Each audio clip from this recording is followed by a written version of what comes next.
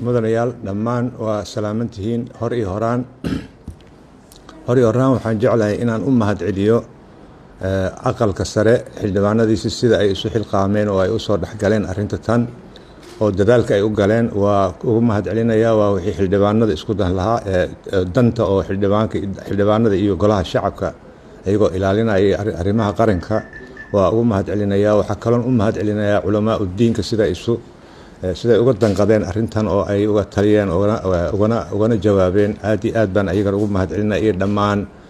muwaadiniinta caadiga ah oo arrintan markay maqleen ka danqaday, kuwa dalka jooga iyo kuwa dibaddaba aad iyo aad bay ugu mahadsan yihiin in ay taageeraan nidaamka iyo saraynta sharciga ay taageeraan. mahad weyn weeyaan. taasina waxayna tusaysaa bisaylka shacbigeenna uu gaaray, bisaylka ay gaareen siyaasiyiinteena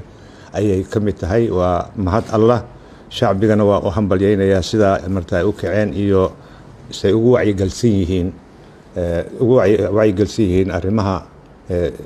dastuurka sida uu qoray iyo shuruucda ay ula socdaan iyo danaha dalkoodana siday ula socdaan. waa arrin ayadana mahad ilaahay loogu celiyo in maaragta alxamdulilah la yiraahdo in haddii shacbigeena sidaa uu baraarugay. arrinta xigta aan raba inaan caddeeyo oo aan dhammaan xildhibaanada labada aqal ee baarlamaanka federaalka iyo dhammaan shacbiga Soomaaliyeed iyo xukuumadda aan u sheego waxay tahay in khilaafkii ahaa mooshinkii laga keenay kalsooni darada ee kalsooni kala noqoshada in khilaafkaasi uu dhammaaday. waxaan ogolnahay oo ogolaaday in maaragta mooshinkaasi uu jiro loona baahan yahay tillaabadii habbooneed si waafaqsan xeer hoosaadka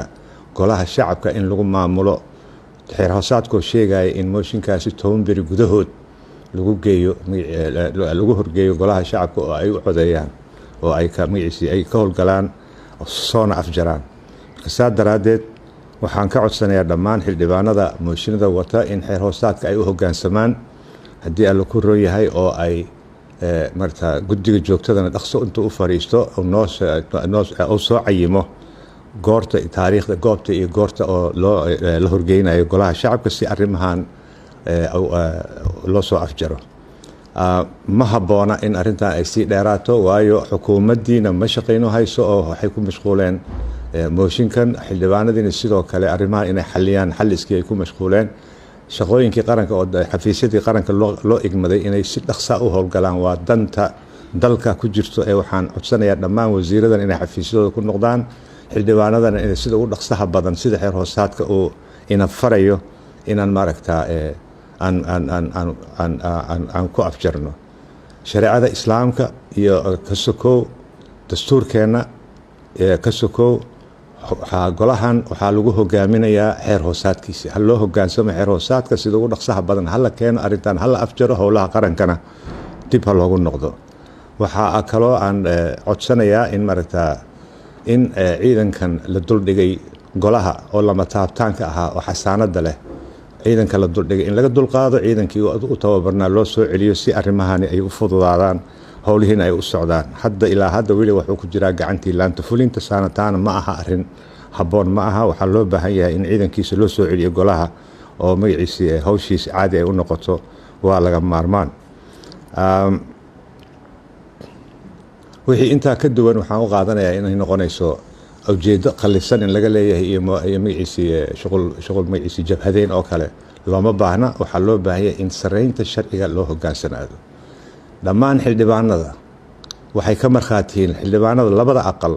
ee baarlamaanka federaalka iyo shacbiga Soomaaliyeedba waxay ka markhaati yihiin in aan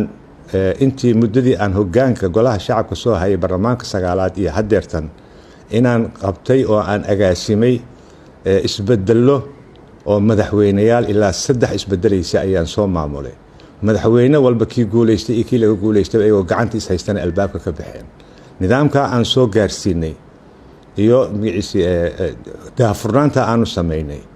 iyo haddii alla ku rooyay eexla'aanta iyo magaciisii goobjoog loo yahay, markhaati loo yahay aan ku soo maamulnay. intii baan rabaa.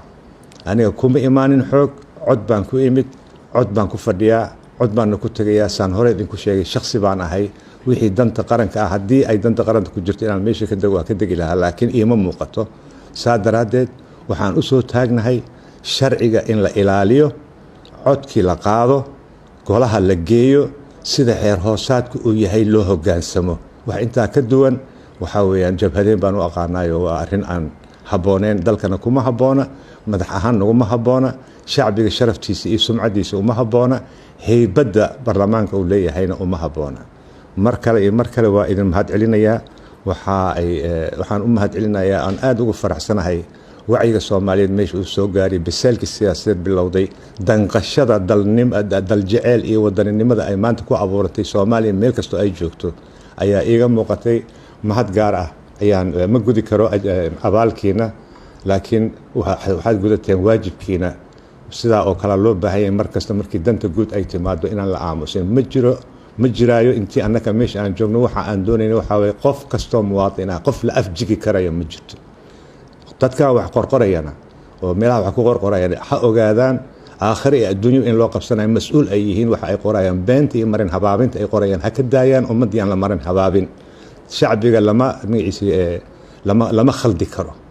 runtu way soo bixaysaa qofkii been sheeg iyo waxaas abuurayna asagay ku noqonaysaa shakhsiyadiisu ayay baabi'inaysaa iska jira waa ammaano qalinka iyo raadiha aad haysato waa ammaano oo alla ku weydiin doona ee waxaad sheegtaa runta sheeg beenta ka fogow ugu dambeyntii waxaan dhammaan shacbiga Soomaaliyeed ka codsanayaa khaasatan culamaa diinka aan ka codsanayaa inay sujuuda ilaahay noogu baryaan in dalkayaga ilaahay noo barwaaqayo amniga nasiyo in maxartaad horumar inaanu gaarno allah la baryo alxamdulilah la yiraahdo dalkan waxaa ka maqan alxamdulilah in la yiraahdo shalay meeshaan joogna fiiriya maanta meelaan joognana fiiriya marka ma aha waxaasaa maqan kaliya la yiraahdo alxamdulilah waxaasaan ku jirin waa ka soo baxnay inta kalena rajada lagama quustay raxmadiisa ha la baryo sujuudda ha lagu baryo ha loo duceeyo dalkan aan shakhsiga muwaadinka Soomaaliyeed iyo dalka aan isku xirno dal jecel aan bilowno dad ma aha shakhsiyaadka waa baxayaan waa joogaan waa baxayaan ku kala imaanay dalkan wuxuu u hareeyaa jiilka soo socda siiba waxaan la hadlayaa dhalinyarada timo madowga ah inta garmadowga ah waxaan rabaa inaan u sheego waxyaabaha dimuqraadiyada iyo xorriyadda aan ka shaqeynayno iyo sharciga saraynta aan ka shaqeynayno annaka waa duqownay idinka waay waxaan u dadaalayna in maragtaa idinku barbaarino inaan maragtaa dalkiina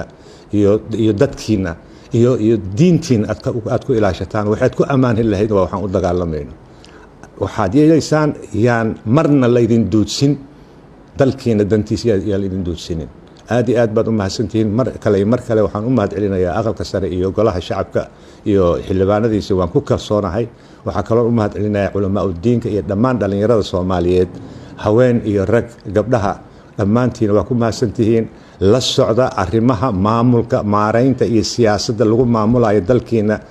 yani tallaabo ula socda meesha dantiina ay jirto ogaada iscasili doona